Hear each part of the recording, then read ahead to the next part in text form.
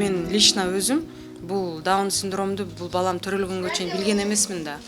Билген эмесмин, бала төрөлгөндөн кийин угуп, биринчи жолу угуп, мен түшүндүгүмдө бул аябай бир тяжелый диагноз, жанагы коляскадагы баса албаган, сүйлөй албаган, эч кимди тааныбаган, ушундай бир өтө оор баягындай баланы элестеткенмин да. Мен түшүндүгүмдө бул диагноз ошондой болчу да. Негизи оказывается мындай бул диагноздордун жеңил эле түрү болгону өзүнчө башкача адам. Булар ашыкча хромосомасы менен бир оорулуу, например, ошол эле хромосомасы буларга оорулуу сезимди алып келбейт да. Андыктан буларды оору деп деле айтканга болбойт да. Синдром Дауна деп айтылат, болезнь Дауна деп айтылбайт да. Бул демек бул балдар оорубайт. Бала төрөлгөндөн кийин эртеси күнү бизге айтышты, жолдошум айтышты. Анан аябай катуу өтө кыйынчылык менен кабыл алдык, себеби дегенде бул биринчи балабыз болчу. Биз башка баягы биринчи жолу ата-эне болуп, мындай негизи опытыбыз деле жок да, биз даже билбейбиз кадимки здоровый бала кандай болот, анан бул синдром Дауна менен бала кандай болот. Биз үчүн бул аябай чоң мындай бир өтө мындай шок болдук да. Анан аябай биринчи баягындай кабыл албай, отрицание деп коет да орусчачы психологияда. Менин балам бизде мындай бала биз төрөлүш мүмкүн эмес деп, жана баланын диагнозун кабыл ала албай, биз где-то 1 жыл, 2 жылдай ошондой өзүбүз менен өзүбүз мындай алышып жүрдүк да. Стресс, депрессия болосуң. Анан эң эле бизге баягындай жери бул баягы төрөлгөндөн кийин ушул балаңардын отказ кыласыңарбы же алып кетесиңерби деген сунуш ушул медицина кызматкерлери тарабынан ошондой сунуш биз үчүн дагы өтө катуу удар болду да. Себеби дегенде биз и так азыр түшүнө албай атабыз эмне диагноз экенин. Анан плюс еще врачтар тарабынан балаңарды алып кетесиңерби же алып кетпейсиңер деп алар милдеттүү түрдө ошол алардын милдетине кирет экен ошол нерсени ата-энеге предлагать этишчи.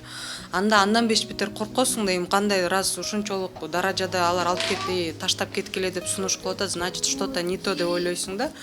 Анан аялың менен мындай күйөөң экөөң тең мындай сомнение болосуң да. Ал деле здоровый, мен деле здоровый, баягындай тууганчылык немебиз жок, отношениябыз жок.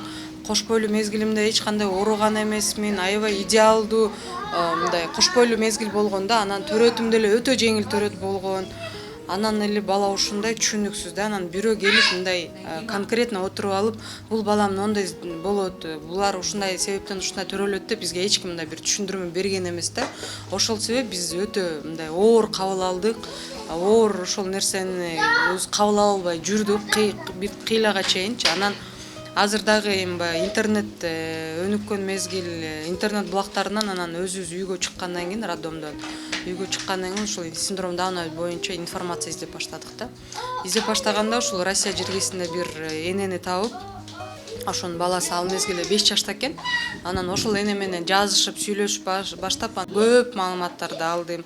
Россия жергесинде кандай уход болот, ошол 5 жаштагы бала эмнени жасай алат, эмнени жасай албайт, 5 жашка чейин баланы кантип карады. Ошонун баарын тиги эне менен жазышып, сүйлөшүп отуруп көп маалымат алдым. Анан негизи эле синдром Даунаны 100%га ушул Даун синдрому бар балдарда деген точный диагнозу бул только анализден кийин коюлуш керек экен да. Ал анализ Кыргызстанда бир эле Бишкекте жасалат экен. Ошол мезгилде 5000 сом болчу. Анан Бишкекке балам где-то 6 айында биз Бишкекке барып келип, андан сырткары дагы ден соолугу жагынан өзгөчөлүктөр болуп калат экен да. Ошол өзгөчөлүктөрүн дагы алдын ала текшертиш керек экен. Бул жүрөк кемтиги, көзү, угуу органдары, ички органдары, мээнин немеси, головной мозг деп коет. Ошонун баарын бир сыйра текшерүүдөн өткөрүш керек экен. Ошонун баарын биз Бишкектен өткөрүп келип, анан ошол Бишкекке барганда ал жакта уже ошол Сантера Бишкек деп биздин ошол фонд ачылган экен. Бишкектеги энелер чогулуп фонд ачышкан экен.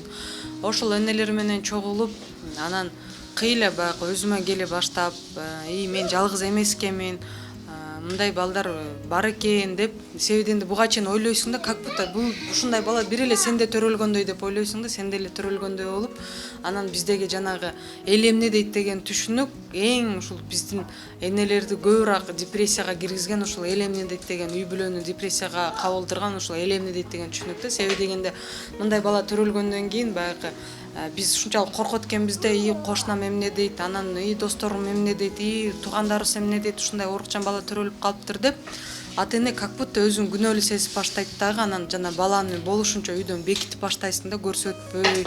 И так сен өзүң кыйналып атасың, еще балаңды эч жака алып чыкпай үйдөн мындай. Ошол бизде мындай ооруну жашырып өрүшөт го. Ошондой эле сыяктуу балаңды жашырып баштайсың да. Анан ошондой мезгилде мен ошо Бишкекке барып калып, тиги ата энелер менен сүйлөшүп атып, ошол состояниядан чыктым дагы, ошол түшүнүктөн арылдым да. Анан ошондо баягы ой келди, значит, бул дүйнө жүзүндө статистика бул 700 баланын бирөөсү синдром Дауна менен төрөлөт экен да.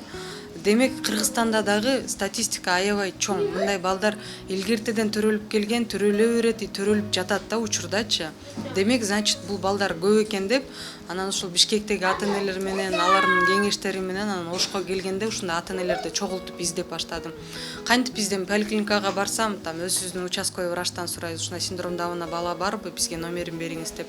Көчөдө жүрсөм, только балдардын бетин карап, биздин балдардын өзүнчө мындай бет түзүлүшү өзгөчөлөнүп турат да, атайын признактары бар да, мындай көздөрүнүн түзүлүшүнөн, мурдулардын түзүлүшүнөн мындай өзүнчө определенный бир немелери бар, белгилери бар. Ошодон балаларды ажырата аласың да, бул синдром Дауна бала же бул обычный бала деп. Ошондой балдарды көрсөм, окшоштур бара калап эле ата энеси менен таанышып, анан ошолордун номерлерин алып, ал мезгилде ошол WhatsApp'тан группа ачылган, биринчи 2016 жылы. Анда Алихан уже 3 жашка чыгып калган болчу. Ошол WhatsApp'тан группа ачылып, анан ата энелерди кошуп отуруп, анан Instagram'дан биздин баракчабыз ачылып, Facebook'тан баракчабыз ачылып, ал жактан кошулуп, ошентип отуруп, мына 2018 жылга чейин уже 100 ата эне болуппуз да биз немедечи, группада. Анан 2018 жылы биз эми баягы мамлекеттин деңгээлинде ушул балдардын жашоо шартын өзгөртөбүз десек, бул уже мамлекеттин деңгээлинде өтүш керек да. Бул баягы на государственном уровне болуш керек, бүт нерсе закон ченемде болуш керек. Ошол эле билим берүү системасы бизге мындай өзгөрткүбүз келип аткан. Ошол эле бала бакчанын системасы, ушул балдардын коомчулуктагы бир ушул балдарга атайын шарт түзүүнүн баарын ушул мамлекет менен чогуу деңгээл, ошол мамлекеттик деңгээлде болуш керек.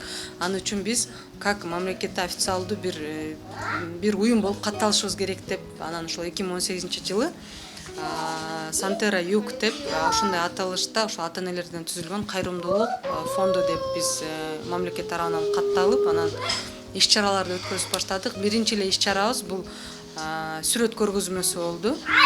Балдарды атайын фотосессия кылдырып, анан сүрөт көргөзмөсү кылып, балдардын сүрөттөрү менен биз коомчулукка ошол Ош шаарында баягы эл көбүрөөк чогулган жерге портреттерин коюп, ал менен биз эмне түшүнүк кылдык? Бул балдарды жанагы мен айтып кетип аткан эл эмне дейт деген түшүнүк. Бул мезгилге чейин ошол балдарды бекитип жашырып келген түшүнүктү жокко чыгаруу болду да. Аны үчүн биз айтып атпаймынбы, 2016-дан бери ата энелер менен группадан иштешип атып, ата энелер бири-бирибизге баягындай колдоо көрсөтүп, сунуш берип атып, ата энелердин да түшүгү өзгөрдү. Буга чейин баласынан уялып, баласын жашырып келген ата энелер ошол нерседен мындай уже арыла башташты. Анан ошол даяр ата энелер келип балдарын фотосессияга катыштырып, фотосессияда ошол биздин балдар Кудайым кандай жаратса, ошондой жаратканы менен коомчулук кабыл алыш керек. Биз бул балдарды өзүбүз жасап албадык. Бул дагы Алла Тааланын бир жараткан балдары да. Анан бул балдардын төрөлүшүндө ата эненин аялында, көөсүндагы ошол эле биздеги айтылып аткан тууган урук генинин эч кандай тиешеси жок. Аял кишинин возрасты эч кандай тиешеси жок. Себеби дегенде 40 жаштан өткөн аял төрөсү синдром Дауна менен төрөлөт деп бизде ошондой түшүнүк бар экен да. Бул дагы жокко мындай чындыкка жатпайт. Анткени мен 24 жашымда төрөгөнмүн. 40 жашынан өтүп эле төрөгөн аялдар бар, бирок ошол 40 жашына өткөн аялдар баягы менин возрастымдан улам, менин жашыман улам ушул бала ушундай төрөлүп калды деп өзүн күнөөлөп жүргөн ата энелер азыр Кудайга шүгүр ушул нерседен, ошондой түшүнүктөн арылышты да. Себеби дегенде биздин фонддо 17 жашында, 18 жашында, 24 жашында, 30 ар кыл возрастта төрөгөн аялдар бар да. Бул деген еще дагы бир далил. Мындай балдар жашына карабайт, улутуна карабайт, жашаган жерине, шартына, мындай ушул именно синдром Дауна диагноздун төрөлүшүндө эч кандай бир себеп ушул мезгилге чейин тастыкталган эмес, далил эмес да. Демек, бул балдардын төрөлүшү только Алла Таала, эми биз баягы мусулман эли Кудайга гана тиешелүү да, ошол Алла Тааланын жараткан балдары деген түшүнүктө ушул фотосессия өткөрүп, анан жыйынтыгы аябай бизге жакшы болду. Буга чейин элдер билбей жүргөн элдер, ушундай диагноздагы балдарын жашырып башкача түшүнүк менен жашаган элдер биздин фотосессия баягы фото көргөзмөсүнөн кийин биздин саныбыз дагы көбөйдү да. Жалал Абадтан кошулушту, Баткенден кошулушту, региондордон кошулушту, алыс жашаган райондордончу. Анан ошентип отуруп, мына 2021 жыл вот февраль айында ушул ресурстук борборду атайын мындай уже туруктуу бир жерде ачып отурабыз да. Дүйнө жүзүндө бул балдарды орусча солнечные дети деп коет, кыргызча күн балдары дейт. Бул дагы баягы жөн жеринен айтылган эмес. Например, мисал үчүн күн баарыбызга тегиз тиет, сизге көбүрөөк, мага азыраак тийбейт, же болбосо бул жакка азыраак, мындай баарына күн тегиз тиет. Биздин балдар баарына тегиз мамиле жасайт. Сизге жакшы сүйлөп, мага келип андай кылбайт. Бул балдар баарына тегиз мамиле жасап, тегиз күлүп, булар үчүн жаман адам жок. Дүйнө жүзүндө бүт адам баласы булар үчүн жакшы адамдар. Биз мына адам баласы байкынтебиз го, душман тутабыз, анан ичибиз күйүгүп, бирөө байып кетсе көрө албайбыз, ичи тардык кылабыз. Бизде аябай ошондой касиеттер көп го. Кадимки адамдар биз ушинтип ичи тарданып, өмүр бою ушу өмүрүбүз өткү чейин ушул менен бирөөгө ушу менен өч алышым керек, анан тигинден байып кетишим керек, анан мен көрө акча. Ошондой нерсе менен биз баягы жашап өтөбүз да. Бул балдарда андай түшүнүк жок.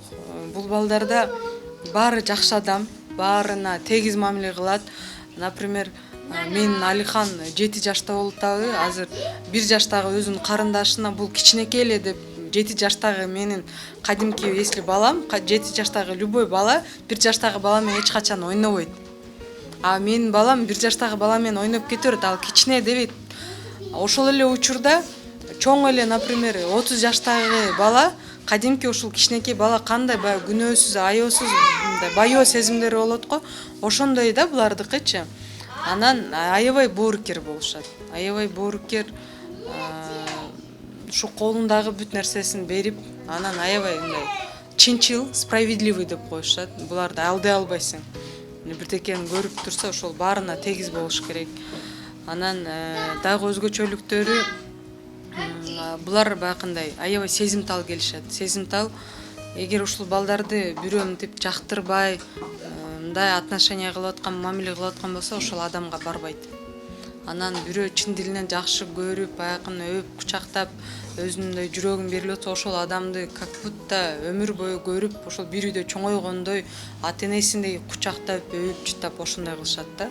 Аябай мындай ласканы жакшы көрүшөт. Тактильный ощущение деп коет, ушул баягы денеге денени тийиштирип, беттерин сылап, өп, ошондой неме кылганды аябай жакшы көрүшөт да. Азыр, например, бизге центрге мындай коноктор келип калат да, коноктор келип калганда ушул жерде 10 бала болгон болсо, 10 бала ушул конокту как будто күндө көрүп жүргөндөй жүгүрүп, кучактап, өп, ошондой неме кылышат да. Ошол немели мүнөздөрүн карап, өзүм деле таң калам да, ушунчалык жүрөгү таза, ушунчалык мындай дили таза балдар да буларчы.